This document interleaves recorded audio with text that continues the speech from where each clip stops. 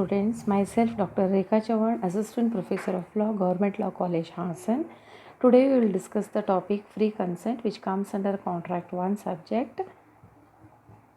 So ಇಲ್ಲಿ free consent ಅಂತಂದರೆ ಮುಕ್ತ ಸಮ್ಮತಿ ಅಂತ ನಾವಿಲ್ಲಿ ಇದನ್ನ ಹೇಳ್ಬೋದು ಕನ್ನಡದಲ್ಲಿ. Free consent is an essential requirement of a valid contract. ಒಡಂಬಡಿಕೆಯ ಇನ್ನೊಂದು ಅತ್ಯವಶ್ಯಕ ಘಟಕವೆಂದರೆ ಮುಕ್ತ ಸಮ್ಮತಿ ಅಂತ ನಾವಿಲ್ಲಿ ಹೇಳ್ಬೋದು. ಈ ಒಂದು ಮುಕ್ತ ಸಮ್ಮತಿಯ ಬಗ್ಗೆ ಸೆಕ್ಷನ್ 13ಇಂದ ಹಿಡ್ಕೊಂಡು ಸೆಕ್ಷನ್ 22ವರೆಗೂ ನಾವಿಲ್ಲಿ ಇದನ್ನು ಡಿಸ್ಕಸ್ ಮಾಡೋಣ ಇವತ್ತು. So coming to the first part, that is the meaning of the consent. So ಸಮ್ಮತಿ ಅಂತಂದರೆ ಏನು? As per section 13, 2 or more persons are said to consent when they agree upon the same thing in the same sense. ಇಬ್ಬರು ಅಥವಾ ಇಬ್ಬರಿಗಿಂತ ಹೆಚ್ಚು ವ್ಯಕ್ತಿಗಳು ಒಂದು ವಿಷಯದ ಬಗ್ಗೆ ಒಂದೇ ಭಾವದಲ್ಲಿ ಅರ್ಥ ಮಾಡಿಕೊಂಡು ಒಪ್ಪಿದರೆ ಅವರು ಸಮ್ಮತಿಸಿದ್ದಾರೆ ಎಂದು ಹೇಳಬಹುದು. ಸೊ ಇಲ್ಲಿ ಸಮ್ಮತಿಯಾಗಬೇಕಾದರೆ ಇಬ್ಬರು ಒಬ್ಬರನ್ನೊಬ್ಬರು ಅರಿಯಬೇಕು. ಇವನೊಂದು ಹೇಳಿದಾಗ ಅವನೊಂದು ತಿಳಿದಾಗ ಸಮ್ಮತಿಯೇ ಇಲ್ಲ ಅಂತ ನಾವಿಲ್ಲಿ ಹೇಳ್ಬೋದು. So this means that there should be a perfect identity of a mind, that is consensus ad idem regarding the subject matter of the contract. So ಇಲ್ಲಿ ಒಂದು ಉದಾಹರಣೆನ ನಾವು ನೋಡೋಣ. ಎ ಅನ್ನೋಂಥ ಕಡೆ 2 ಕಾರುಗಳಿವೆ. ಒಂದು ಓಲ್ಡ್ ಕಾರು, ಇನ್ನೊಂದು ನ್ಯೂ ಕಾರು. ಒಂದು ಹಳೆಯ ಕಾರು, ಇನ್ನೊಂದು ಹೊಸ ಕಾರು ಇದೆ. ಏನು ಬಿನಿಗೆ ತನ್ನ ಕಾರನ್ನು ರೂಪಾಯಿ 50,000ಕ್ಕೆ ಮಾರಲು ಸಿದ್ಧ ಅಂತಂದು ತನ್ನ ಒಂದು ಇಂಟೆನ್ಷನ್ನ ಹೇಳ್ತಾನೆ. ಏನ ಹಳೆಯ ಕಾರನ್ನು ಮಾರಲು ಉದ್ದೇಶಿತನಾಗಿದ್ದಾನೆ ಅಂದರೆ ಅವನ ಇಂಟೆನ್ಷನ್ ಏನು, ತನ್ನ ಕಡೆ ಇರುವಂತಹ ಒಂದು ಓಲ್ಡ್ ಕಾರನ್ನು ಮಾರಬೇಕು 50,000 ರೂಪಾಯಿಗಳಿಗೆ ಅನ್ನೋದು ಅವನ ಇಂಟೆನ್ಷನ್ನು. ಆದರೆ ಬೀನು ಏನ ಕಡೆ ಇರುವಂತಹ ಏನ ಬಳಿ ಇರುವಂತಹ ಹೊಸ ಕಾರನ್ನು ಖರೀದಿ ಮಾಡಬೇಕೆಂದು ಭಾವಿಸಿ ಅದಕ್ಕೆ ಒಪ್ಪಿಗೆಯನ್ನು ಸೂಚಿಸುತ್ತಾನೆ. ಸೊ ಇಲ್ಲಿ ಸಮ್ಮತಿಯೇ ಇಲ್ಲ ಅಂತ ನಾವು ಹೇಳಬಹುದು.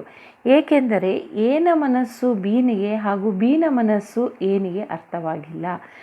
ಒಬ್ಬರು ಇವನು ಹಳೆ ಕಾರನ್ನು ಮಾರಲು ಸಿದ್ಧನಾಗಿದ್ದಾನೆ, ಅವನು ಹೊಸ ಕಾರನ್ನು ತೆಗೆದುಕೊಳ್ಳಲು ಸಿದ್ಧನಾಗಿದ್ದಾನೆ ಅಂತಂದರೆ there is no identity of a mind. So ಅಲ್ಲಿ ಏನಾಯಿತು, ಪರ್ಫೆಕ್ಟ್ ಐಡೆಂಟಿಟಿ ಆಫ್ ಮೈಂಡ್ ಇಲ್ಲ ಅನ್ನೋ ಕಾರಣಕ್ಕೆ ನಾವೇನು ಹೇಳ್ಬೋದು, ಆ ಒಂದು ಒಪ್ಪಂದ ಶೂನ್ಯ ಅಂತ ಹೇಳ್ಬೋದು. So regarding the subject matter of the contract there should be a perfect identity of a mind ಅಂತ ಹೇಳ್ತೀವಿ ನಾವು. ಸೊ ಇದು ಕನ್ಸೆಂಟ್ ಸಂಬಂಧಿಸಿದಂಗೆ ಕಲಮ 13 ಹೇಳೋದು. ಇನ್ನು ನೆಕ್ಸ್ಟ್ ಬರೋದು question free consent. That is the important matter in this topic, free consent. So to make a contract valid, not only consent is necessary but the consent should also be free ಅಂತ ಹೇಳ್ತೀವಿ. So ಈ ಒಂದು ಒಡಂಬಡಿಕೆ ಆಗಬೇಕಾದಾಗ consent ಅಷ್ಟೇ ಇದ್ದರೆ ಸಾಲಲ್ಲ, ಆ ಕೊಟ್ಟಂಥ ಸಮ್ಮತಿ the consent given by the parties must be free ಅಂತ ಹೇಳ್ತೀವಿ ನಾವು. ಸೊ ಇಲ್ಲಿ ಫ್ರೀ ಕನ್ಸೆಂಟ್ ಅಂತಂದರೆ ಏನು? So section 14 of the Indian Contract Act provides that the consent is said to be free when it is not caused by any of the following. ಯಾವಾಗ ಸಮ್ಮತಿಯು ಮುಕ್ತ ಸಮ್ಮತಿಯಾಗುತ್ತದೆ ಅಂತಂದರೆ ಕಲಂ 14ರ ಅನ್ವಯ ಈ ಕೆಳಗಿನವುಗಳಿಂದ ಕೂಡಿರದ ಸಮ್ಮತಿಗೆ ನಾವೇನಂತ ಹೇಳ್ತೀವಿ, ಮುಕ್ತ ಸಮ್ಮತಿ ಅಂತೇವೆ. When it is not caused by any of the following. The first one is coercion.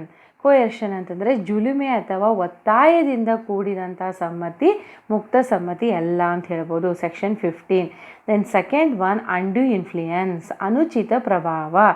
ಯಾವಾಗ ಒಂದು ಒಪ್ಪಿಗೆಯು ಅನುಚಿತ ಪ್ರಭಾವದಿಂದ ಕೂಡಿರುತ್ತದೆಯೋ ಆ ಒಂದು ಒಪ್ಪಿಗೆ ಮುಕ್ತವಾಗಿಲ್ಲ ಅಂತ ನಾವಿಲ್ಲಿ ಹೇಳ್ಬೋದು.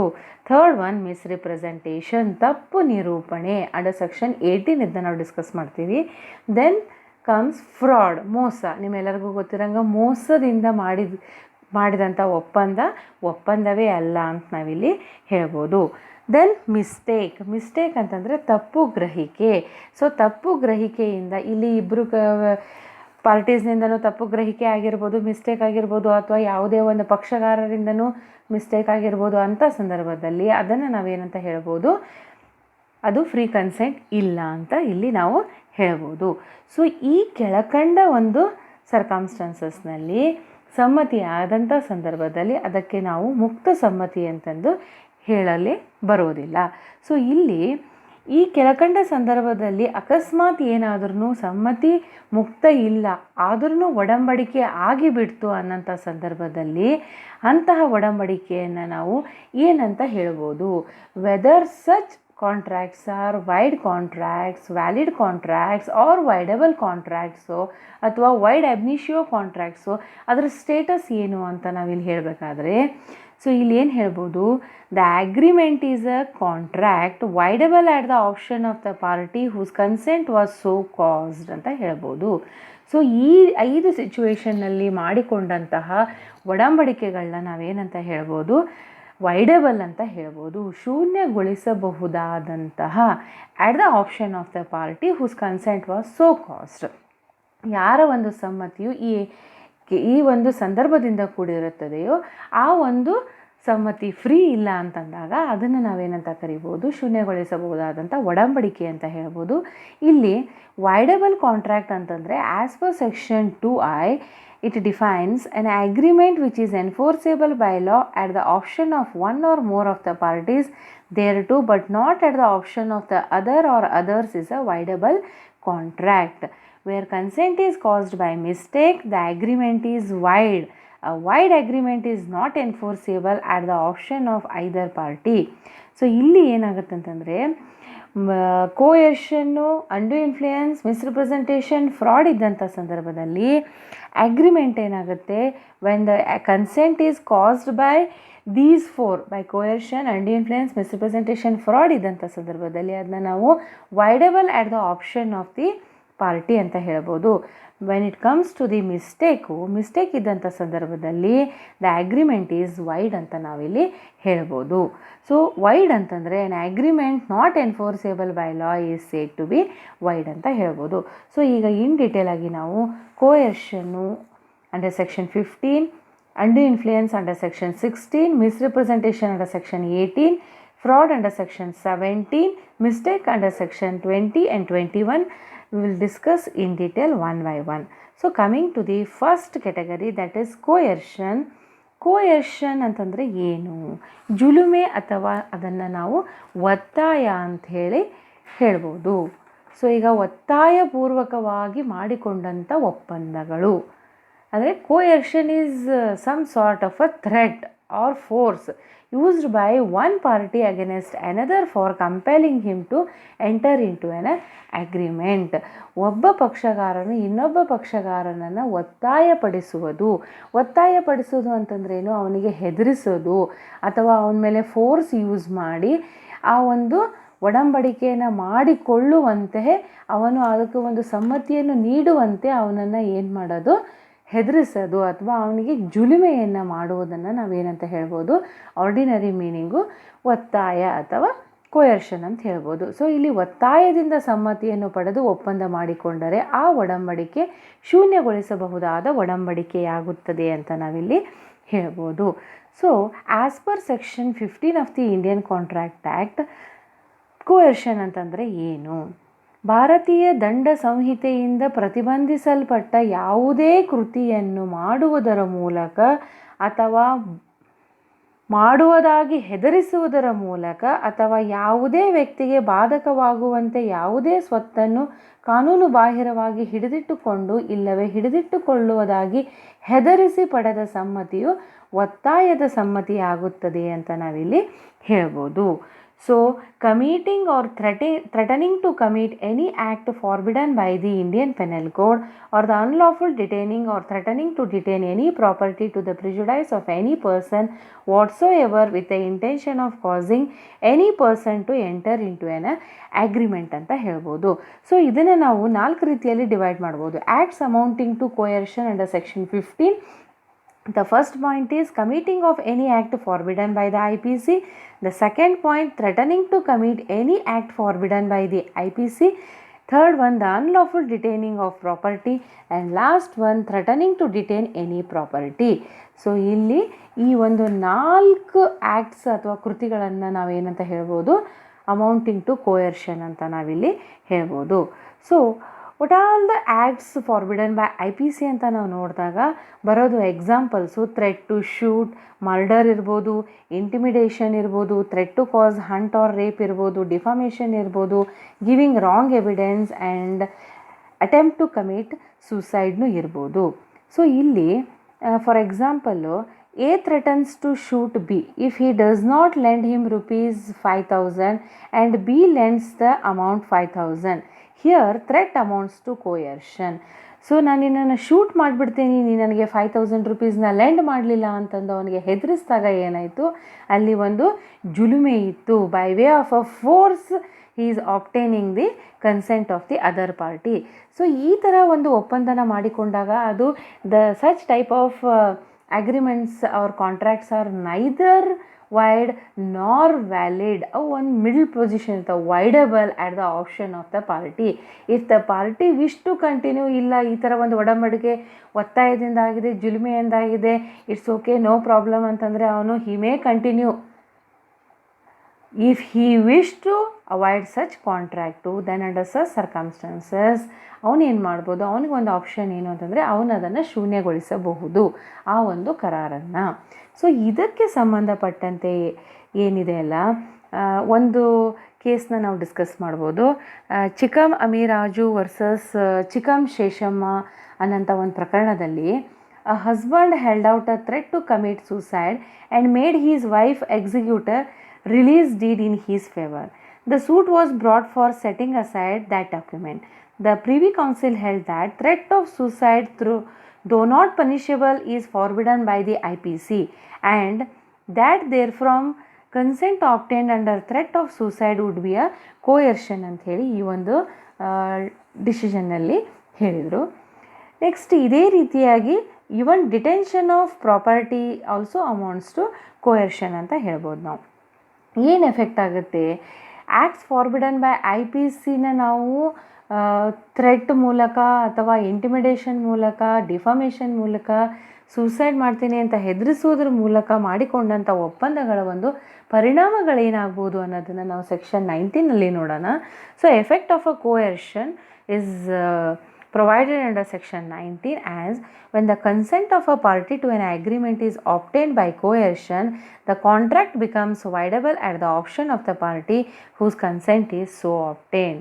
So here the burden of proving that the consent was obtained through coercion shall be upon the party who wants to set aside the contract on the play of the contract. So ಇಲ್ಲಿ burden of proof ಯಾರ ಮೇಲೆ ಇರುತ್ತೆ ಅಂತಂದರೆ ಅದನ್ನು prove ಮಾಡೋದು ಯಾರು ಅದನ್ನು shall be upon the party who wants to set aside the contract on the plea. So ಇಲ್ಲಿ ಇದಕ್ಕೆ ಸಂಬಂಧಪಟ್ಟಂತೆ ಎಫೆಕ್ಟ್ ಆಫ್ ದಿ ಕೋಯೇಷನ್ಗೆ ಸಂಬಂಧಪಟ್ಟಂತೆ. Then coming to the second one, undue influence, ಅನುಚಿತ ಪ್ರಭಾವ ಅಂತ ನಾವು ಹೇಳ್ಬೋದು. ಸೊ ಅನುಚಿತ ಪ್ರಭಾವ ಅಂತಂದರೆ ಏನು?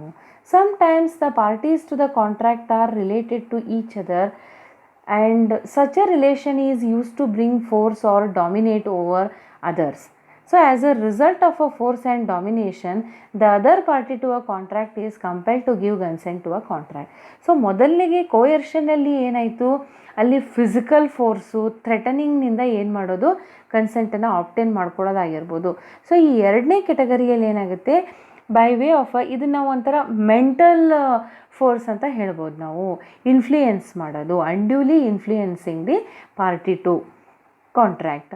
ಸೊ ಅನ್ನಂಥ ಆ ಒಂದು ಸಂದರ್ಭದಲ್ಲಿ ಈ ಅಂಡ್ಯೂ ಇನ್ಫ್ಲೂಯೆನ್ಸ್ ಅಂತಂದರೆ it is the improper use of any power possessed over the mind of the contracting party ಅಂತ ನಾವಿಲ್ಲಿ ಹೇಳ್ಬೋದು. So according to section 16, a contract is said to be affected by undue influence when the relations subsisting between the parties are such that one of the parties is in a position to dominate the will of the other and uses that position to obtain an unfair advantage over the other ಅಂತ ಹೇಳ್ಬೋದು ನಾವಿಲ್ಲಿ. So ಯಾವಾಗ ಒಬ್ಬ ಪಕ್ಷಗಾರನು, so ಇಲ್ಲಿ undue ಇನ್ಫ್ಲೂಯೆನ್ಸಲ್ಲಿ ಇಲ್ಲಿ ಪಕ್ಷಗಳು ಹೊಂದಿದ ಸಂಬಂಧ ಯಾವ ರೀತಿ ಇದೆ ಅಂತಂದರೆ, ಒಬ್ಬ ವ್ಯಕ್ತಿ ಇನ್ನೊಬ್ಬ ವ್ಯಕ್ತಿಯ ಇಚ್ಛೆಯ ಮೇಲೆ ಪ್ರಭಾವ ಬೀರುವ ಸ್ಥಾನದಲ್ಲಿ ಇದ್ದು ಮತ್ತು ಆ ಸ್ಥಿತಿಯ ದುರ್ಲಾಭ ಪಡೆಯುವುದಕ್ಕೋಸ್ಕರ ಆ ಇನ್ನೊಬ್ಬನ ಮೇಲೆ ಪ್ರಭಾವ ಬೀರಿ ಒಡಂಬಡಿಕೆಗೆ ಸಮ್ಮತಿ ಪಡೆದಿದ್ದು. ಆದರೆ ಒಡಂಬಡಿಕೆಯು ಅನುಚಿತ ಪ್ರಭಾವದಿಂದ ಕೂಡಿದೆ ಎಂದು ನಾವಿಲ್ಲಿ ಹೇಳ್ಬೋದು. ಸೊ ಅನುಚಿತ ಪ್ರಭಾವ ಎಂದು ಹೇಳಲು ಮುಖ್ಯವಾಗಿ 2 ಸಂಗತಿಗಳು ಬೇಕು ಇಲ್ಲಿ ಅಂಡರ್ ಸೆಕ್ಷನ್ 16. ಫಸ್ಟ್ನೇದು, ಒಬ್ಬ ವ್ಯಕ್ತಿ ಇನ್ನೊಬ್ಬನ ಮೇಲೆ ಪ್ರಭಾವ ಬೀರುವ ಸ್ಥಾನದಲ್ಲಿ ಇದ್ದಾನೆ. ಎರಡನೇದು, ಆ ಸ್ಥಾನದ ದುರ್ಲಾಭ ಪಡೆದು ತನ್ನ ಅನುಕೂಲಕ್ಕೆ ಆ ಇನ್ನೊಬ್ಬನ ಸಮ್ಮತಿಯನ್ನು ಒಡಂಬಡಿಕೆಗೆ ಪಡೆಯುತ್ತಾನೆ ಅಂತ ಹೇಳ್ಬೋದು. ಅಂದರೆ ಒಬ್ಬ ವ್ಯಕ್ತಿ ಇಲ್ಲೇ ಪ್ರಭಾವ ಬೀರುವ ಸ್ಥಾನದಲ್ಲಿ ಇದ್ದಾನೆ, ಆ ತನ್ನ ಒಂದು ಸ್ಥಾನದ ದುರ್ಲಾಭವನ್ನು ಪಡೆದು ತನ್ನ ಅನುಕೂಲಕ್ಕೆ ಆ ಇನ್ನೊಬ್ಬನ ಸಮ್ಮತಿಯನ್ನು ಪಡೆದುಕೊಂಡು ಮಾಡಿಕೊಂಡಂಥ ಒಪ್ಪಂದ ಏನಾಗುತ್ತೆ, ಇಲ್ಲಿ ಶೂನ್ಯಗೊಳಿಸಬಹುದಾದಂತಹ ಒಂದು ಒಪ್ಪಂದವಾಗುತ್ತದೆ ಅಂತ ನಾವಿಲ್ಲಿ ಹೇಳ್ಬೋದು. ಸೊ ಇದಕ್ಕೆ ಸಂಬಂಧಪಟ್ಟಂಗೆ when a person is in a position to dominate the will of the other ಅನ್ನೋದನ್ನು ಸೆಕ್ಷನ್ 16 ಸಬ್ಸೆಕ್ಷನ್ 2ದಲ್ಲಿ ಎಕ್ಸ್ಪ್ಲೇನ್ ಮಾಡಿದ್ದಾರೆ. So when a person is in a position to dominate the will of the other ಅಂತಂದರೆ ಫಸ್ಟಿಗೆ ಬರೋದು real or apparent authority.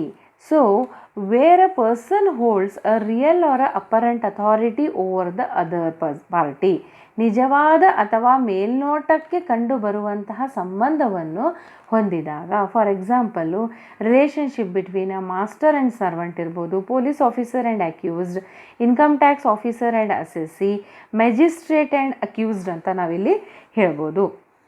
So ಈ ಒಂದು ಸಂದರ್ಭದಲ್ಲಿ for example, a police officer bought a landed property worth rupees 15 lakh just for rupees 2 lakh from Y, an accused in his custody.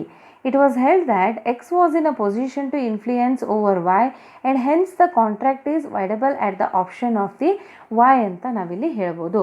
So ಇಲ್ಲಿ ಆ ಒಂದು police officer ತನ್ನ ಒಂದು ಪೊಸಿಷನ್ನ ದುರುಪಯೋಗಪಡಿಸ್ಕೊಂಡು ದುರ್ಲಾಭವನ್ನು ಪಡೆಯೋದಕ್ಕೋಸ್ಕರ ಆ ಒಂದು 15 ಲಕ್ಷ ರೂಪಾಯಿ ವರ್ತ್ ಇರೋಂಥ ಪ್ರಾಪರ್ಟಿನ ಕೇವಲ 2 ಲಕ್ಷ ರೂಪಾಯಿಗೆ ಅದನ್ನೇನು ಮಾಡ್ತಾನೆ, ಪರ್ಚೇಸ್ ಮಾಡ್ತಾನೆ. ಸೊ ಇಲ್ಲಿ ಏನಾಯಿತು, ಆ ಅಕ್ಯೂಸ್ಡ್ ಪರ್ಸನ್ ಏನಿದಾನಲ್ಲ, he is in a weaker party ಅಂತ ಹೇಳ್ಬೋದು. So police officer is in a dominant position ಅಂತ ಹೇಳ್ಬೋದು.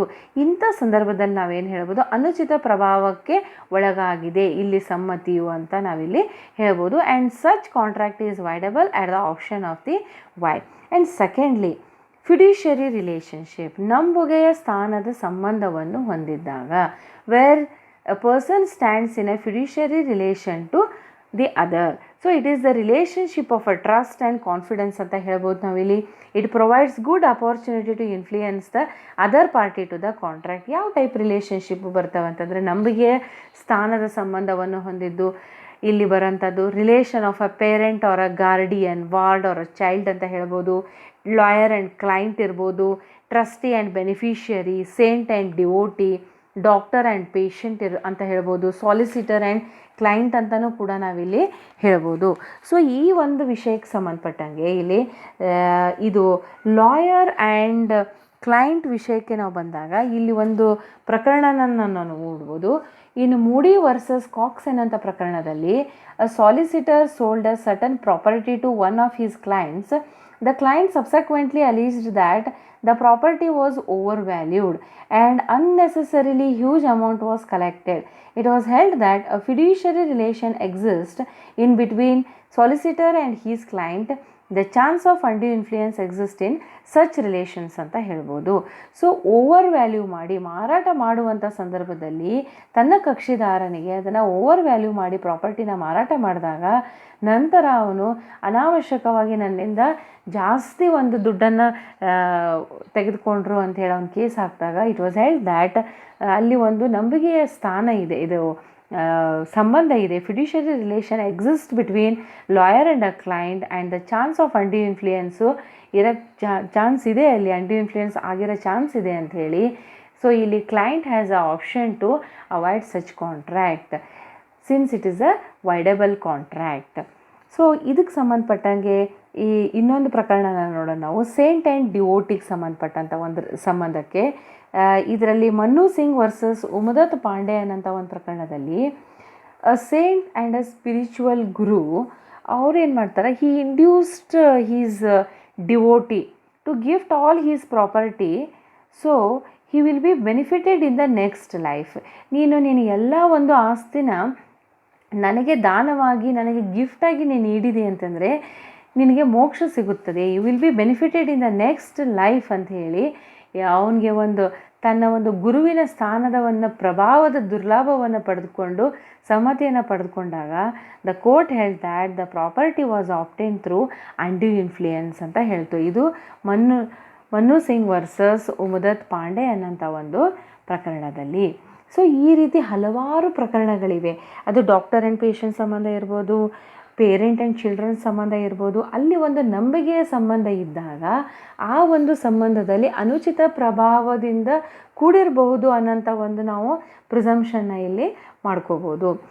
ನೆಕ್ಸ್ಟು ಇದು ಬರೋಂಥದ್ದು misrepresentation under section 18 of the Indian contract act.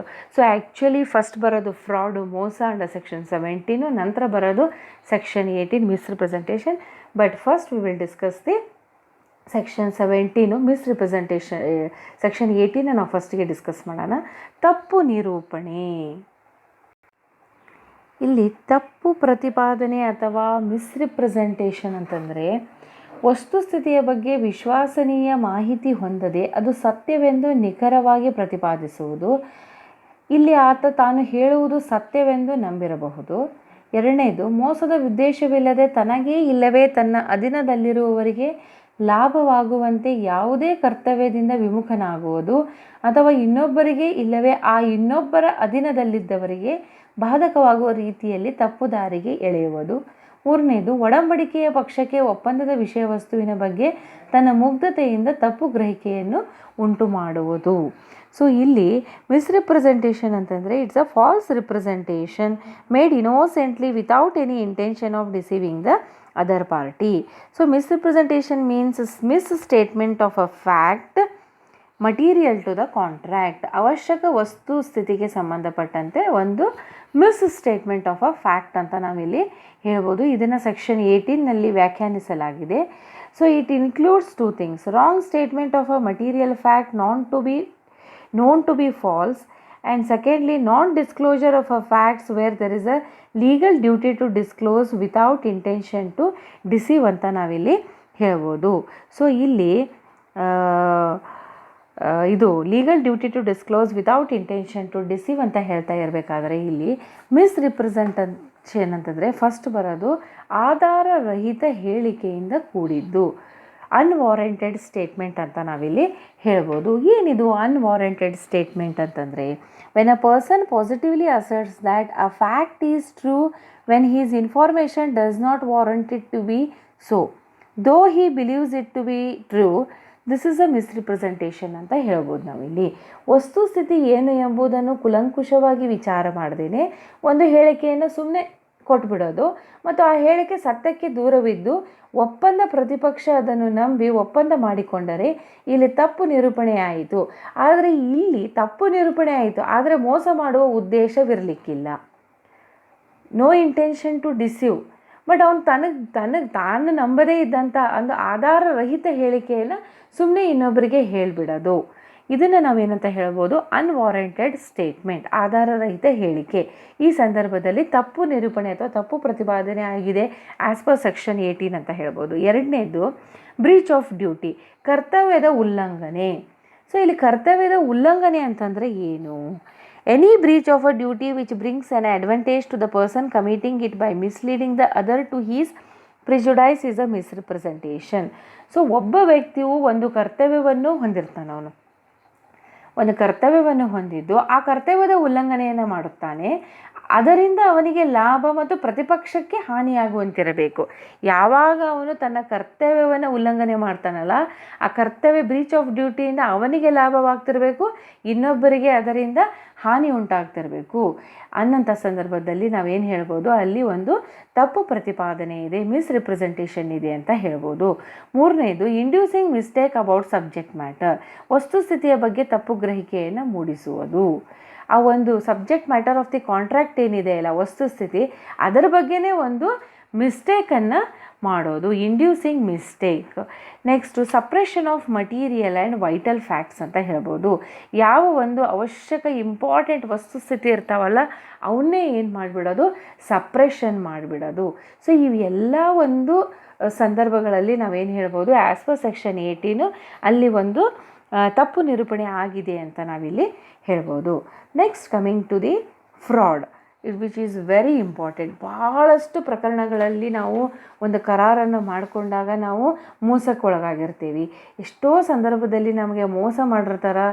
ಸಾಕಷ್ಟು ಸಂದರ್ಭದಲ್ಲಿ ಅದನ್ನ ಇನ್ನೊಬ್ಬರ ಮುಂದೆ ಹೇಳ್ಕೊಳ್ಳೋಕ್ಕಾಗದೆ ನಾವು ಅದೇ ಮೋಸದ ಒಡಂಬಡಿಕೆಯಲ್ಲಿ ನಾವು ಕಂಟಿನ್ಯೂ ಮಾಡ್ತೇವೆ. ನಮ್ಮೆಲ್ಲರಿಗೂ ಕಾನೂನಿನ ಮುಖಾಂತರ ಒಂದು ಆಪ್ಷನ್ ಇರುತ್ತೆ. ನಮಗೆ ಮೋಸದಿಂದ ಒಂದು ಸಮ್ಮತಿಯನ್ನು ಪಡೆದುಕೊಂಡು ಒಂದು ಒಡಂಬಡಿಕೆಯನ್ನು ಮಾಡಿಕೊಂಡಂಥ ಸಂದರ್ಭದಲ್ಲಿ ನಾವು ಅದನ್ನು ಏನು ಮಾಡ್ಬೋದು, ಅವಾಯ್ಡ್ ಮಾಡ್ಬೋದು, ಆ ಕಾಂಟ್ರಾಕ್ಟನ್ನು ಶೂನ್ಯಗೊಳಿಸ್ಬೋದು ಅನ್ನೋಂಥ ವಿಚಾರನ ನಾವು ತಿಳ್ಕೊಂಡ್ಬಿಟ್ರೆ ಎಷ್ಟೋ ಮೋಸದ ಸಂದರ್ಭಗಳಲ್ಲಿ ನಾವು ಈ ಕಾನೂನಿನ ಸಹಾಯದಿಂದ ನಮ್ಮನ್ನು ನಾವು ಏನು ಮಾಡ್ಕೋಬೋದು, ಅಲ್ಲಿ ಒಂದು ಬಚಾವ್ ಮಾಡ್ಕೋಬೋದು ಅಂತಹ ಒಂದು ಒಡಂಬಡಿಕೆಗಳಲ್ಲಿ. So let us know what is fraud. So ಇಲ್ಲಿ ಫ್ರಾಡ್ ಅಂತಂದರೆ ಏನು? ಫ್ರಾಡ್ ಅಂತಂದರೆ ಮೋಸ ಅಂತ ಸಾಮಾನ್ಯವಾಗಿ. ಸೊ ಮೋಸ ಅಂತಂದರೆ it's a intentional misrepresentation of a fact is called as a ಮೋಸ ಅಂತ ನಾವಿಲ್ಲಿ ಹೇಳ್ಬೋದು. ಯಾವುದಾದರೂ ವ್ಯಕ್ತಿಯನ್ನು ಅಥವಾ ಆತನ ಪ್ರತಿನಿಧಿಯನ್ನು ಮೋಸ ಮಾಡುವ ಉದ್ದೇಶದಿಂದ ಒಪ್ಪಂದಕ್ಕೆ ಭಾಗಿಯಾಗದ ವ್ಯಕ್ತಿ ಅಥವಾ ಆತನ ಪ್ರತಿನಿಧಿ ಅಥವಾ ಆತನ ಒಪ್ಪಿಗೆಯಿಂದ ಬೇರೊಬ್ಬನಿಂದಾಗಲಿ ಈ ಕೆಳಕಂಡಂಥ ಕೃತಿಗಳಲ್ಲಿ ಯಾವುದಾದರನ್ನು ಒಂದನ್ನು ಮಾಡಿ ಒಪ್ಪಂದಕ್ಕೆ ಪ್ರೇರೇಪಿಸಿದರೆ ಅದಕ್ಕೆ ನಾವು ಮೋಸವೆನ್ನಬಹುದು. ಇವೇನು ನಾವು ಸೆಕ್ಷನ್ 17 1 2 3 4 5 ಡಿಸ್ಕಸ್ ಮಾಡ್ತೇವಲ್ಲ, ಅದು ಯಾವುದೇ ಒಂದು ಕೃತಿಯನ್ನು ಮಾಡಿದರೆ ಅದನ್ನು ನಾವೇನಂತ ಹೇಳ್ಬೋದು, ಮೋಸ ಅಂತ ಹೇಳ್ಬೋದು. So fraud is define means and includes any of the following acts committed by a party to a contract or by his agent. ನೋಡ್ರಿ, ಇಲ್ಲಿ ಡೈರೆಕ್ಟ್ಲಿ ಪಾರ್ಟಿನೂ ಇರ್ಬೋದು ಅಥವಾ ಅವನ ಒಂದು ಕಾರ್ಯಭಾರಿಯಿಂದನೂ ಇದು ಮೋಸವಾಗಿರಬಹುದು. So by his agent with the intent to deceive another party thereto or his agent or to induce him to enter into the contract. So ಆ ಸಂದರ್ಭಗಳನ್ನು ನಾವಿಲ್ಲಿ ಸಬ್ಸೆಕ್ಷನ್ 1 to 5ನಲ್ಲಿ ಡಿಸ್ಕಸ್ ಮಾಡ್ತೀವಿ. So 1 by 1 we will discuss in detail. First ಬರೋಂಥದ್ದು under section 17(1) assertion of a facts without belief in their truth ಅಂತ ಹೇಳ್ಬೋದು. ತಾನು ಸತ್ಯವೆಂದು ನಂಬದ ಒಂದು ವಸ್ತುಸ್ಥಿತಿಯನ್ನು ಸತ್ಯವೆಂದು ಪ್ರತಿಪಾದಿಸುವುದಕ್ಕೆ. ತಾನು ಸತ್ಯ ಅಂತ ನನಗೆ ಇದು ಸತ್ಯ ಅಂತ ಅನಿಸಿಲ್ಲ ಅಂದಮೇಲೆ ಇನ್ನೊಬ್ಬರಿಗೆ ನಾನು ಅದೇ ಸತ್ಯ ಅಂತ ನಂಬಿಸೋದು ಮೋಸವಾಗುತ್ತದೆ. Assertion of a facts without belief in their truth. So the suggestion that a fact if true when it is not true by one who does not believe it to be true, ಇದನ್ನ ನಾವು ಸಜೆಷಿಯೋ falsi ಅಂತ ಕರಿತೀವಿ. It means that a person who does not believe the fact as true wilfully makes a false statement. It's a fraud ಅಂತ ಹೇಳ್ಬೋದು. There is absence of honest belief in the truthness of the statement. So ಇದಕ್ಕೆ ಸಂಬಂಧಪಟ್ಟಂಗೆ ಒಂದು English ಪ್ರಕರಣ ಇದೆ, Derry versus speak ಅನ್ನೋಂಥ ಒಂದು ಹಳೆಯ ಪ್ರಕರಣ 1889ನಲ್ಲಿ ಡಿಸೈಡ್ ಆಗಿದ್ದು. ಈ ಒಂದು ಪ್ರಕರಣದಲ್ಲಿ ನಾವು ನೋಡ್ಬೋದು, in English law fraud was defined in the well known decision of the House of Lords in Derry versus Peek. So let us know the facts of the case. The company which was authorized to run trams by mechanical power or by steam with the consent of the Board of Trade. The company submitted the plan to the Board of Trade and the company issued a prospectus stating that the company had the right to run trams by steam power, anticipating that the consent of the board. The plaintiff purchased shares of the company in the faith of the representation contained in the prospectus. The Board of Trade did not give the permission and the company was wound up. The plaintiff brought the action for damages on the ground that the company committed a fraud by making intentional misrepresentation in the prospectus. So ಈ ಒಂದು ಪ್ರಕರಣದಲ್ಲಿ ಒಂದು ಕಂಪನಿಯು ಟ್ರ್ಯಾಮುಗಳನ್ನು ಉಗಿಯಂತ್ರಗಳಿಂದ ನಡೆಸುವ ಉದ್ದೇಶಕ್ಕಾಗಿ ಒಂದು ಕಂಪ್ನಿಯು ಅಸ್ತಿತ್ವಕ್ಕೆ ಬಂದಿತ್ತು.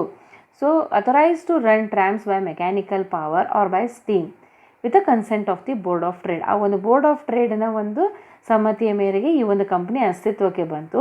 ಬಂದ ಮೇಲೆ ಕಂಪ್ನಿ ಸಬ್ಮಿಟೆಡ್ ಅ ಪ್ಲ್ಯಾನ್. ಅದು ತನ್ನ ಒಂದು ಪ್ಲ್ಯಾನ್ನ ಸಬ್ಮಿಟ್ ಮಾಡ್ತು and company issued a prospectus. ಅದಕ್ಕೆ ಏನು ಒಂದು ಎಕ್ಸ್ಪೆಕ್ಟೇಷನು ಅಂತಂದರೆ, ಒಂದು ಅಪೇಕ್ಷೆ ಅಂತಂದರೆ ನಮಗೆ ಸಮ್ಮತಿ ಕೊಡ್ತಾರೆ, ನಮ್ಮ ಕಂಪ್ನಿ ಸ್ಟಾರ್ಟ್ ಮಾಡ್ತೀವಿ ಅನ್ನೋ ಒಂದು ಊಹೆಯಲ್ಲಿ ಅವ್ರೇನು ಮಾಡ್ತಾರೆ, company issued a prospectus stating that the company had the right to run the trams by steam power. So anticipating that the consent of the board will be obtained ಅಂತ ಹೇಳಿ ಕೊಟ್ಟ ತಕ್ಷಣ ಅದನ್ನು ವಾದಿ ನೋಡಿಕೊಂಡು ಆ ಒಂದು ಪರ್ಚೇಸ್ ಮಾಡ್ದ ಶೇರ್ಸ್ನ ಕಂಪ್ನಿಯಲ್ಲಿ. ಆಮೇಲೆ in the faith of the representation content in the prospectus, board of trade later ಏನು ಮಾಡ್ತು, it did not give the permission and the company was wound up. So ಈ ಸಂದರ್ಭದಲ್ಲಿ ವಾದಿ ಏನು ಮಾಡ್ತಾನೆ, ಪ್ರತಿವಾದಿ ಮೇಲೆ ಆ್ಯಕ್ಷನ್ನ ಫಾರ್ ಡ್ಯಾಮೇಜಸ್ನ ಕ್ಲೇಮ್ ಮಾಡ್ತಾನೆ. ಯಾವ ಗ್ರೌಂಡ್ ಮೇಲೆ ಅಂತಂದರೆ, ಇಟ್ ಕಮಿಟೆಡ್ ಅ ಫ್ರಾಡ್. ಅವ್ರು ನನಗೇನು ಮಾಡಿದ್ದಾರೆ, ಇಲ್ಲಿ ಫ್ರಾಡ್ ಮಾಡಿದ್ದಾರೆ, ನನಗೆ ಮೋಸ ಮಾಡಿ ನಾನು ಒಂದು ಶೇರ್ನ ತಗೊಳ್ಳೋ ಹಾಗೆ ಮಾಡಿದ್ದಾರೆ ಇಲ್ಲಿ. So there is a intentional misrepresentation in the prospectus ಅಂತ ಹೇಳಿ ಒಂದು ದಾವೆಯನ್ನು ಹಾಕಿದಂಥ ಸಂದರ್ಭದಲ್ಲಿ plaintiff sued the directors for a fraud, but they were held not liable by the House of Lords. So ಇಲ್ಲಿ House of Lords held that there was no fraud as the statement had not been made with the intention to deceive. The person making false representation is not guilty of a fraud if he honestly believes in its truth. So House of Lords ನವ್ರು ಏನು ಹೇಳ್ತಾರೆ, ಅವನು believe ಮಾಡಿದ honest belief ಇದೆ ಇಲ್ಲಿ, ನಮಗೆ ಒಂದು board of ಟ್ರೇಡದ್ದು consent ಸಿಗುತ್ತೆ, ನಮಗೆ ನಾವು ಕಂಪ್ನಿ ಸ್ಟಾರ್ಟ್ ಮಾಡ್ತೀವಿ ಅನ್ನೋಂಥ ಒಂದು ಇನೋಸೆಂಟ್ ಬಿಲೀಫ್ ಮೇಲೆ ಅವರು ಪ್ರಾಸ್ಪೆಕ್ಟ್ನ ಇಶ್ಯೂ ಮಾಡ್ತಾರೆ. ಸೊ ಇಲ್ಲಿ ಯಾವುದೇ ಕಾರಣಕ್ಕೂ ಇಂಟೆನ್ಷನ್ ಟು ಡಿಸೀವ್ ಇಲ್ಲ. Thus intentional misrepresentation is of a essence of a fraud ಅಂತ ಹೇಳ್ಬೋದು. So as per English law ಮೋಸ ಆಗಬೇಕು ಅಂತಂದರೆ ಅಲ್ಲಿ ಏನಿರಬೇಕು, ಮೋಸ ಮಾಡುವ ಉದ್ದೇಶವಿರಬೇಕು. Intentional misrepresentation is of the essence of a fraud. I repeat, intentional misrepresentation is of the essence of a fraud ಅಂತ ನಾವಿಲ್ಲಿ ಹೇಳ್ಬೋದು. ಎರಡನೇದು under subsection 2 of section 17 active concealment. So active concealment ಅಂತಂದರೆ ಇಲ್ಲಿ ಒಂದು ವಸ್ತುಸ್ಥಿತಿಯ ಬಗ್ಗೆ ತಿಳುವಳಿಕೆ ಅಥವಾ ನಂಬಿಕೆಯನ್ನು ಹೊಂದಿದ ವ್ಯಕ್ತಿಯು ಉದ್ದೇಶಪೂರ್ವಕವಾಗಿ ಆ ವಸ್ತುಸ್ಥಿತಿಯನ್ನು ಮುಚ್ಚಿಡೋದು. If a person conceals a material fact to a contract and it is his duty to disclose it, it is a fraud. Mere non-disclosure is not a fraud, but when it is duty of a person to disclose and does not disclose, results into fraud. ಸುಮ್ಮನೆ ನಾನು ಮುಚ್ಚಿಟ್ಟೆ ಅನ್ನೋ ಕಾರಣಕ್ಕೆ ಅದು ಮೋಸ ಆಗಲ್ಲ. ಯಾವಾಗ ಅದನ್ನು ಹೇಳಬೇಕು ಎನ್ನುವ ಕರ್ತವ್ಯವಿದ್ದು ಅದನ್ನು ಹೇಳದೆ ನೀವು ಆ ಒಂದು ಅವಶ್ಯಕ ವಿಷಯ ವಸ್ತುಸ್ಥಿತಿಯನ್ನು ನೀವು ಮುಚ್ಚಿಟ್ಟಾಗ ಅದನ್ನು ನಾವೇನಂತ ಕರಿಬೋದು, ಮೋಸ ಅಥವಾ ಫ್ರಾಡ್ ಅಂತ ಹೇಳಿ ಕರಿಬೋದು. So a party takes positive steps to prevent the information from reaching the other party and this is a fraud in case of a active concealment. ಇನ್ನೊಂದು ಟೈಪ್ ಆಫ್ ಕನ್ಸಿಲ್ಮೆಂಟ್ ಯಾವುದು ಅಂದರೆ ಪ್ಯಾಸಿವ್ ಕನ್ಸಿಲ್ಮೆಂಟ್. ಪ್ಯಾಸಿವ್ ಕನ್ಸಿಲ್ಮೆಂಟ್ ಅಂತಂದರೆ mere silence as to material fact. ಸುಮ್ಮನೆ ಕೂತ್ಕೊಂಡು ಬಿಡೋದು, silence amounts to fraud ಅಂತ ಹೇಳ್ಬೋದು ನಾವು ಕೆಲವೊಂದು ಸಂದರ್ಭದಲ್ಲಿ. ಸೊ ಇಲ್ಲಿ ಪ್ಯಾಸಿವ್ ಕನ್ಸಿಲ್ಮೆಂಟ್ ಅಂತಂದರೆ ಸುಮ್ಮನೆ ಇದ್ಬಿಡೋದು, mere silence as to material fact, ಅವಶ್ಯಕ ವಸ್ತುಸ್ಥಿತಿಗಳಿಗೆ ಸಂಬಂಧಪಟ್ಟಂತೆ ಸುಮ್ಮನೆ ಸೈಲೆಂಟಾಗಿ ಇದ್ಬಿಡೋದು. ಸೊ ಇಲ್ಲಿ ಬರೋ question, when silence is a fraud, ಮೌನ ಯಾವಾಗ ಮೋಸವಾಗುತ್ತದೆ? ಮೌನ ಮೋಸವಾಗುತ್ತದೆ ಅಂತ ನಾವು ಹೇಳ್ತೇವೆ ಕೆಲವೊಂದು ಸಂದರ್ಭದಲ್ಲಿ ಅಂದಾಗ. ಯಾವಾಗ? When silence is a fraud. So under certain circumstances silence amounts to fraud ಅಂತ ಹೇಳ್ಬೋದು ನಾವು. ಆ 4 ಸರ್ಕಮ್ಸ್ಟಾನ್ಸಸ್ ಯಾವುವು ಅಂತಂದರೆ, ಈ ಒಂದು ಫಸ್ಟ್ ಬರೋದು duty to speak. Duty to speak ಅಂತಂದರೆ ಮಾತನಾಡುವ ಕರ್ತವ್ಯವಿದೆ, ಆದರೆ ನಾನು ಮಾತನಾಡ್ತಾ ಇಲ್ಲ, ಸುಮ್ಮನೆ ಕೂತ್ಕೊಂಡ್ಬಿಡೋದು, ಅದು ಕೂಡ ಏನಾಗುತ್ತೆ ಇಲ್ಲಿ ಮೋಸವಾಗುತ್ತದೆ. When the person keeping silence is under a duty to speak, duty to speak arises where one contracting party reposes trust and confidence in the other. A contract of insurance is a contract of absolute good faith because it has to depend on the disclosures made by the assured ಅಂತ ಹೇಳ್ಬೋದು ನಾವೇ. ಮಾತನಾಡುವ ಕರ್ತವ್ಯವಿದ್ದಾಗ ನೀವು ಮೌನವಾಗಿ ಇದ್ದರೆ ಮೌನ ಅಂತ ಸಂದರ್ಭದಲ್ಲಿ ಮೋಸವಾಗುತ್ತದೆ. ಎರಡನೇ ಸಂದರ್ಭ, where silence is a deceptive. Where silence is a deceptive ಅಂತಂದಾಗ ಮೌನ ಮೋಸವಾದಾಗ. Silence is sometimes itself equivalent to speech ಅಂತ ಹೇಳ್ಬೋದು ನಾವು. A person who keeps silent knowing that he silence is going to be deceptive is no less guilty of a fraud. ಮೌನ ಒಮ್ಮೊಮ್ಮೆ ಸುಳ್ಳು ಪ್ರತಿಪಾದನೆ ಅಥವಾ ಮೋಸ ಮಾಡುವ ಉದ್ದೇಶದಿಂದ ಕೂಡಿರಬಹುದು. Third one change of circumstances, ಸಂದರ್ಭದಲ್ಲಿ ಬದಲಾವಣೆಯಾಗುವುದು. Sometimes a representation is true when made, but it may on account of a change of circumstances become false when it is actually acted upon by the other party. In such circumstances, it is the duty of the person who made the representation to communicate the change of the circumstances. ಒಪ್ಪಂದವು ಒಮ್ಮೆಲೆ ಆಗುವುದಿಲ್ಲ, ಅಲ್ಲಿ ಹಲವಾರು stages ಇರುತ್ತೆ, ಹಂತಗಳಿರ್ತಾವೆ. Formation ಮಾಡಬೇಕಾದಾಗಿದ್ದಂಥ ಸಂದರ್ಭಗಳು, execute ಮಾಡೋಂಥ ಸಂದರ್ಭದಲ್ಲಿ ಬದಲಾವಣೆಗಳಾಗ್ಬೋದು. ಅಂಥ ಬದಲಾವಣೆಗಳನ್ನು ಆ ವ್ಯಕ್ತಿಗೆ ತಿಳಿಸ್ಬೇಕು. ತಿಳಿಸದೇ ಇದ್ದಂಥ ಸಂದರ್ಭದಲ್ಲಿ ಅದು ಮೋಸವಾಗುತ್ತದೆ. ಹಾಗೆ ನೀವೇ ಮೌನವಾಗಿ ಕೂತ್ಕೊಂಡ್ಬಿಟ್ರಿ ಅಂತಂದಾಗ ದೆನ್ ಸೈಲೆನ್ಸ್ ಬಿಕಮ್ಸ್ ಫ್ರಾಡ್ ಅಂತ ಹೇಳ್ಬೋದು. Last one, half truths. ಇದು ತುಂಬ ಜನ ನಾವು ಮಾಡೋದು ಅಥವಾ ಕೆಲವೊಂದು ಪ್ರಕರಣಗಳನ್ನು ನಾವು ಮೋಸದಲ್ಲಿ ಕೇಳೋದು ಇದೆ. ಹಾಫ್ ಟ್ರೂತ್ಸ್, ಅರ್ಧ ಸತ್ಯ. ಸತ್ಯ ಹೇಳಬೇಕು, ಆದರೆ ಅರ್ಧ ಸತ್ಯ ಹೇಳುವುದು ಒಮ್ಮೊಮ್ಮೆ ಮೋಸವಾಗಬಹುದು. ವ್ಯಕ್ತಿ ಏನನ್ನು ನುಡಿಯದಿದ್ದರೆ ಅದು ಮೋಸವಾಗಲಿಕ್ಕಿಲ್ಲ, ಆದರೆ ಅರ್ಧ ಸತ್ಯ ಹೇಳುವುದು ಮೋಸವಾಗಬಹುದು. So even when a person is under a no duty to disclose a fact, he may become a guilty of a fraud by non disclosure. If he voluntarily discloses something and then stops half the way. Start ಮಾಡ್ತಾನೆ ಹೇಳಬೇಕು ಅಂತ ಏನೋ ಒಂದು ಸತ್ಯನ, ಟ್ರುತ್ನೆಸ್ನ ಮಿಡ್ಲಲ್ಲಿ stop ಮಾಡಿಬಿಡೋದು. So a person may keep silence, but if he speaks, a duty arises to disclose the whole truth.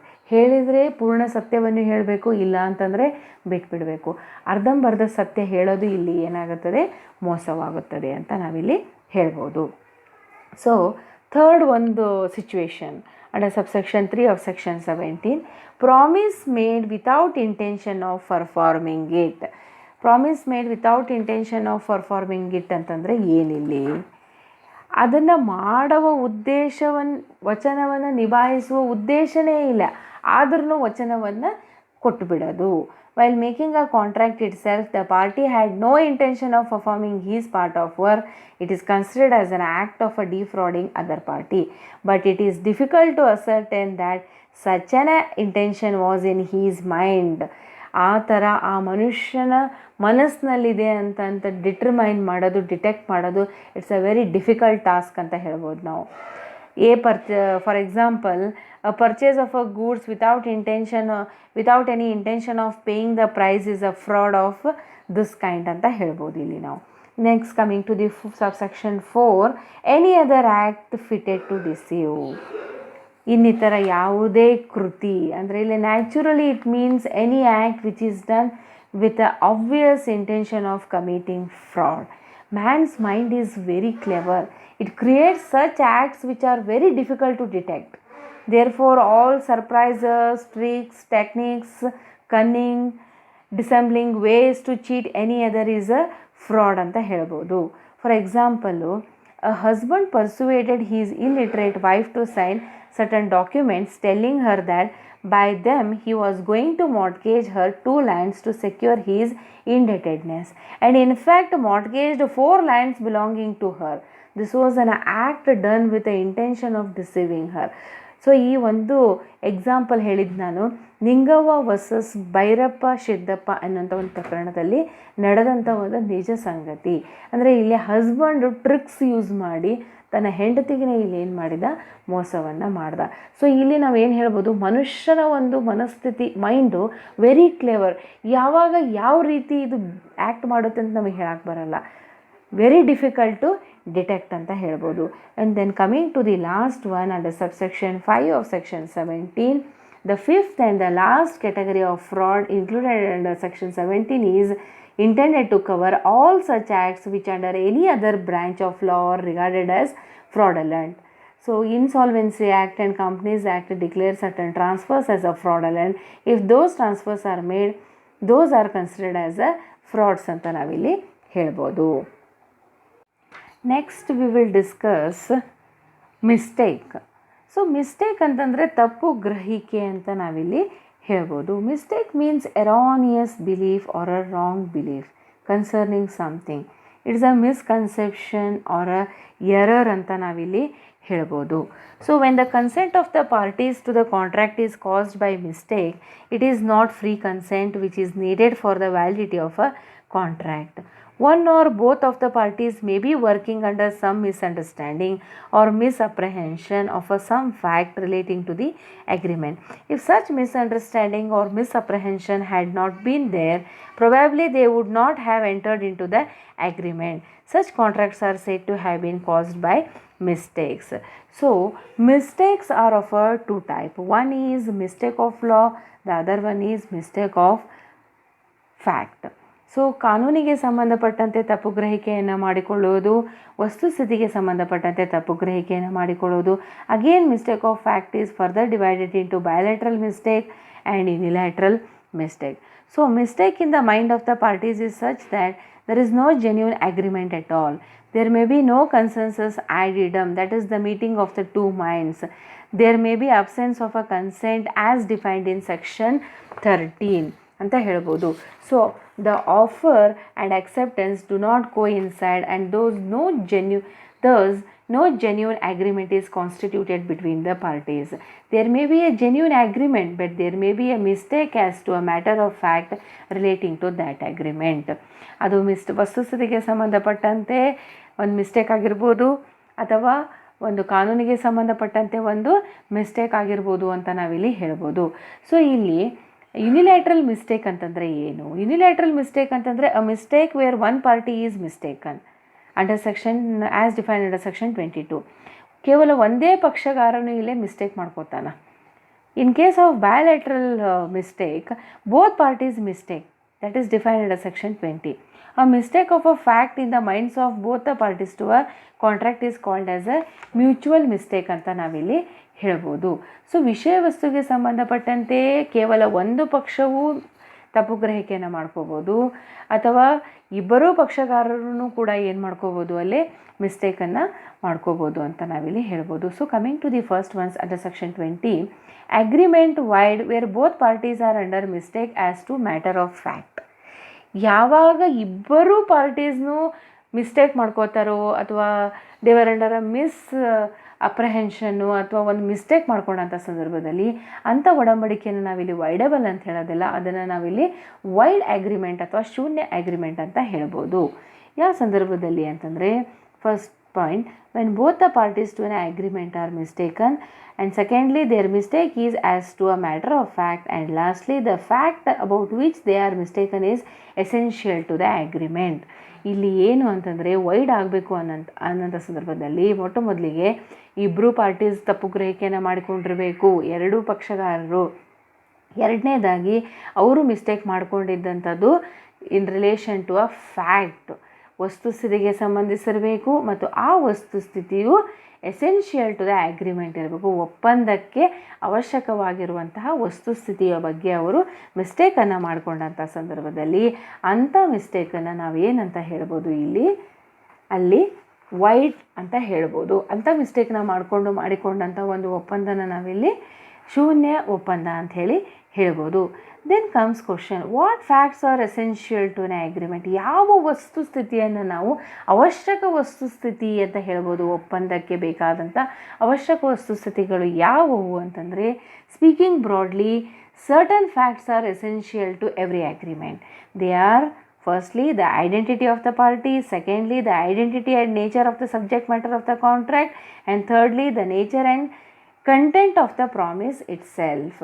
So ಇಲ್ಲಿ ಯಾವುದು ಅವಶ್ಯಕ ಅಂತಂದರೆ, ಐಡೆಂಟಿಟಿ ಆಫ್ ದ ಪಾರ್ಟೀಸ್ ಇರ್ಬೋದು, ಪಕ್ಷಗಾರನ ಗುರುತಿಸೋದಿರ್ಬೋದು, ಅಥವಾ ಆ ಒಂದು ವಿಷಯ ವಸ್ತುವಿನ ಸ್ವರೂಪ ಇರ್ಬೋದು, ಅದನ್ನು ಗುರುತಿಸುವುದಿರ್ಬೋದು, ಅಥವಾ ಆ ಒಂದು ಪ್ರಾಮಿಸ್ನ nature and content itself ಇರ್ಬೋದು. ಸೊ ಇಂಥ ಸಂದರ್ಭದಲ್ಲಿ ನಾವೇನು ಹೇಳ್ಬೋದು, ಆ ಒಂದು ವಸ್ತುಸ್ಥಿತಿ ಅವಶ್ಯಕ ವಸ್ತುಸ್ಥಿತಿ ಇದೆ ಅಂತ ಹೇಳ್ಬೋದು. ಸೊ ಇದನ್ನು ಏನಿದೆ ಅಲ್ಲ, ಈ ಒಂದು ಸೆಕ್ಷನ್ 20ನಲ್ಲಿ ಸ್ಟೇಟ್ ಮಾಡ್ತಾರೆ, that where both the parties to an agreement are under a mistake as to a matter of fact essential to the agreement shall be void. The mistake shall be termed as a bilateral mistake of fact only when both of the following conditions are satisfied. It should be committed by both the parties. It should relate to a matter of fact essential to the agreement. For example, A agrees to buy certain horse from B. It turns out that the horse was dead at the time of the agreement. Though neither party was aware about this fact, still the agreement is void ಅಂತ ನಾವಿಲ್ಲಿ ಹೇಳ್ಬೋದು. So one party to a contract is under a mistake of fact, the contract is voidable ಅಂತ ಹೇಳ್ಬೋದು. ಅದೇ ತಪ್ಪು ಗ್ರಹಿಕೆಯನ್ನು ಕೇವಲ ಒಬ್ಬ ಪಕ್ಷಗಾರ ಮಾಡಿಕೊಂಡಂಥ ಸಂದರ್ಭದಲ್ಲಿ ಅದು ಶೂನ್ಯ ಆಗುವುದಿಲ್ಲ, ಶೂನ್ಯಗೊಳಿಸಬಹುದಾದಂತಹ ಒಪ್ಪಂದವಾಗಬಹುದು. So unilateral mistake do not affect the validity of a contract unless they concern some fundamentals. For example, A agreed to buy certain wheat from B believing that they were old. In fact, wheat offered were new. It was held that A could not avoid the contract on the ground that he had mistaken impression as to the oldness of a wheat ಅಂತ ಹೇಳ್ಬೋದು. So ಯುನಿಲ್ಯಾಟ್ರಲ್ದಲ್ಲಿ ಅದು ಯಾವುದೇ ಕಾರಣಕ್ಕೂ effect ಮಾಡೋದಿಲ್ಲ, ಪರಿಣಾಮನ ಬೀರೋದಿಲ್ಲ. ಅದನ್ನು ನಾವು ಏನು ಹೇಳ್ಬೋದು, voidable at the option unless ಅದು ಫಂಡಮೆಂಟಲ್ ಇಲ್ಲದೇ ಇದ್ದಂಥ ಸಂದರ್ಭದಲ್ಲಿ ಅದನ್ನು ಕೂಡ ನಾವೇನು ಮಾಡಲಿಕ್ಕೆ ಬರಲ್ಲ, ಅವಾಯ್ಡ್ ಮಾಡಲಿಕ್ಕೆ ಬರೋದಿಲ್ಲ ಆ ಒಂದು ಕಾಂಟ್ರಾಕ್ಟನ್ನು. ಸೊ ಇಲ್ಲಿ ಫ್ರಾಮ್ ಸೆಕ್ಷನ್ 13 ಟು ಸೆಕ್ಷನ್ 22 ನೋಡಿದ ಒಂದು ಸೆಕ್ಷನ್ಸ್ ಏನು ಡಿಫೈನ್ ಮಾಡ್ತಾವೆ ಅಂತಂದರೆ 5 ಟಾಪಿಕ್ಸ್ನ ನಾವಿಲ್ಲಿ ಡಿಸ್ಕಸ್ ಮಾಡಿದ್ವಿ. When consent is caused by coercion under section 15, then undue influence under section 16, misrepresentation under section 18, fraud under section 17 and mistake under section 20 to 22. So in all these sections ನಾವು ನೋಡಿದಂಥ ಈ ಒಂದು 5 ಸಂದರ್ಭದಿಂದ ಕೂಡಿದಂಥ ಸಂದರ್ಭದಲ್ಲಿ ಅಗ್ರಿಮೆಂಟ್ನ ನಾವೇನಂತ ಕರಿಬೋದು, ವೈಡೇಬಲ್ ಅಂತ ಕರಿಬೋದು. ಸೊ ಮಿಸ್ಟೇಕಿಗೆ ಸಂಬಂಧಪಟ್ಟಂಗೆ ಅಲ್ಲಿ ಬಯಲ್ಯಾಟ್ರಲ್ ಮಿಸ್ಟೇಕ್ ಇದ್ದಂಥದ್ದು ಸಂದರ್ಭದಲ್ಲಿ ಮಾತ್ರ ಅದನ್ನು ನಾವು ಶೂನ್ಯ ಅಂತ ಅನ್ಬೋದು. ಇನ್ನಿತರ ಬಾಕಿ ವಿಷಯಗಳಲ್ಲಿ ಅದು ಕೂಡ ಒಂದು ಶೂನ್ಯಗೊಳಿಸಬಹುದಾದಂತಹ ಒಡಂಬಡಿಕೆಯಾಗುತ್ತದೆ. So this is with respect to the free consent topic. Thank you one and all.